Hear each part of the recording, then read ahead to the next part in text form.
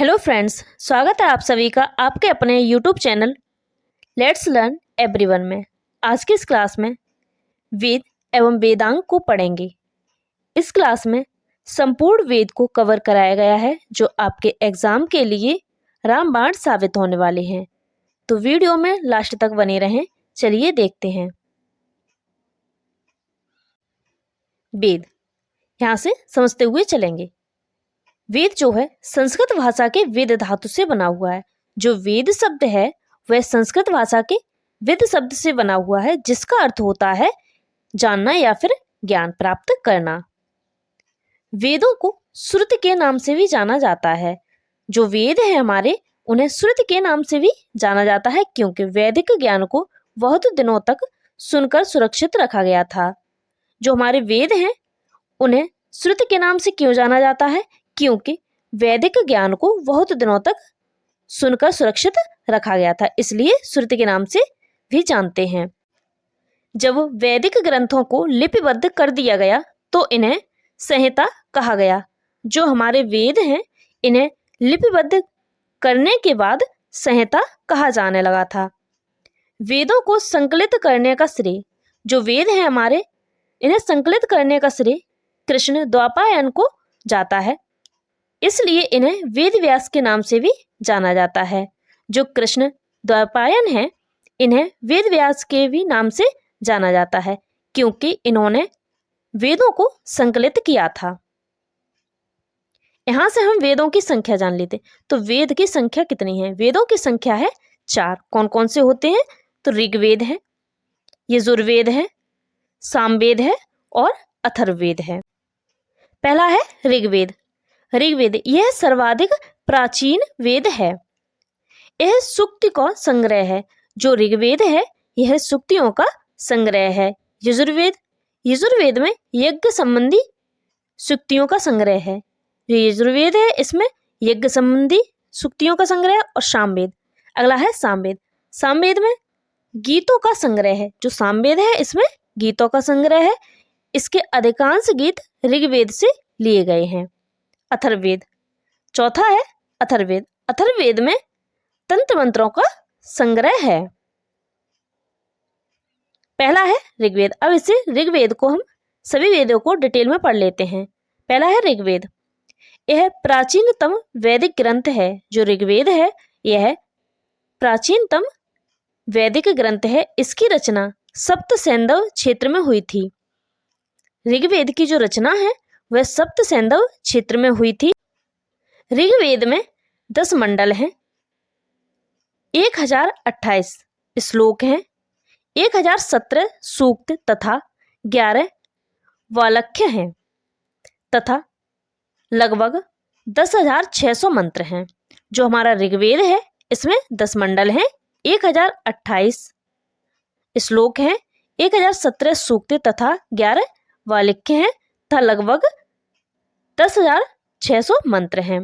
ऋग्वेद में अग्नि, सूर्य, इंद्र, वरुण देवताओं की स्मृति में रची गई प्रार्थनाओं का संकलन है। जो हमारा ऋग्वेद है इसमें अग्नि, सूर्य, इंद्र, वरुण देवताओं की स्मृति में रची गई प्रार्थनाओं का संग्रह है। 10वें मंडल में जो हमारा ऋग्वेद है, ऋग्वेद की 10वें मंडल में पुरुषोक्त का उल्लेख आता है, जिसमें 4 वर्ड, सॉरी यहाँ टाइपिंग मिस्टेक है, 4 वर्ड हैं।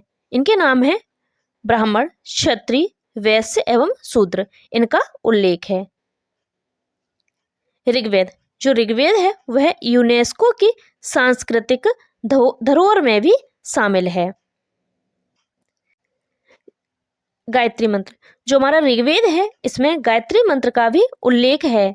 गायत्री मंत्र है ओम भूर्भुवः स्वः तत्सवितुर्वरेण्यं भर्गो देवस्य धीमहि धियो यो नः प्रचोदयात्। इसका भी उल्लेख है। यह मंत्र सूर्य की स्तुति में है। जो गायत्री मंत्र है वह सूर्य की स्तुति में प्रस्तुत किया गया है। अगला वेद है यजुर्वेद। अब यजुर्वेद के बारे में पढ़ लेते हैं। यजु का अर्थ होता है यज्ञ। यजु का क्या अर्थ होता है? यजु का अर्थ होता है यज्ञ।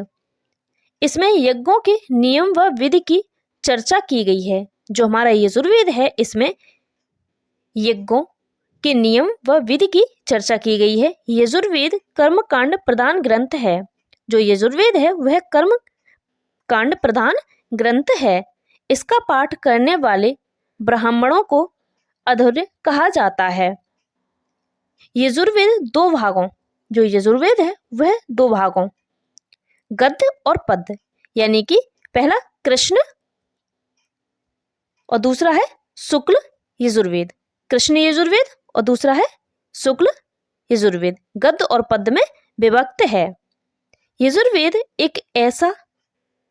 यजुर्वेद जो है एक ऐसा वेद है जो गद्य और पद्य दोनों में रचा गया है। अगला वेद है सामवेद। सामवेद को समझते हैं तो साम शब्द का अर्थ होता है गीत। साम का अर्थ क्या होता है? गीत। जिन ऋचाओं के ऊपर साम गाए जाते हैं उनको सामयोत कहते हैं। यह भारतीय संगीत का स्रोत माना जाता है। जो सामवेद है वह भारतीय संगीत का स्रोत माना जाता है। सामवेद के पुरोहितों को उद्गाता कहा जाता था। अगला वेद है अथर्ववेद। अथर्ववेद को समझ लेते हैं तो अथर्व का अर्थ होता है पवित्र व जादू। अथर्व का शाब्दिक अर्थ क्या है? पवित्र व जादू। अथर्व वेद में रोग निवारण, राजभक्त, विवाह, प्रणय, गीत, अंधविश्वासों का वर्णन है। जो हमारा अथर्ववेद है इसमें रोग निवारण, राजभक्ति, विवाह, प्रणय, गीत, अंधविश्वासों का वर्णन है। इसमें राजा परीक्षित को कुरुओं का राजा कहा गया था। जो राजा परीक्षित थे इन्हें कुरुओं का राजा कहा गया था। यहां से हम वेदांग पढ़ेंगे। वेदांग वेदों का अर्थ समझने व सूक्तियों के सही उच्चारण के लिए वेदांग की रचना की गई थी। जो वेदांग की रचना है वह वेदों का अर्थ समझने व सूक्तियों के सही उच्चारण के लिए की गई थी। वेदांग की संख्या कितनी है? तो वेदांग की संख्या है 6। इन सभी को पढ़ लेते हैं। पहला है शिक्षा। वैदिक वाक्यों के स्पष्ट उच्चारण हेतु इसका निर्माण हुआ था। जो शिक्षा नामक वेदांग है इसका निर्माण हुआ था वैदिक वाक्यों के स्पष्ट उच्चारण हेतु। अगला वेदांग है कल्प। वैदिक कर्मकांडों को संपन्न कराने हेतु विधि व नियम। जो कल्प नामक वेदांग है इसमें वैदिक कर्मकांडों को संपन्न कराने हेतु विधि व नियम हैं। अगला है व्याकरण। व्याकरण में इसमें नामों व धातुओं की रचना है। जो व्याकरण है इसमें नामों व धातुओं की रचना है। उपसर्ग प्रत्यय के प्रयोग हेतु नियम है। अगला है निरुक्त। निरुक्त इसमें क्या है? इसके अंतर्गत शब्दों की व्युत्पत्ति हेतु नियम है व यह भाषा शास्त्र का प्रथम ग्रंथ माना जाता है। जो निरुक्त वेदांग है यह भाषा शास्त्र का प्रथम ग्रंथ माना जाता है।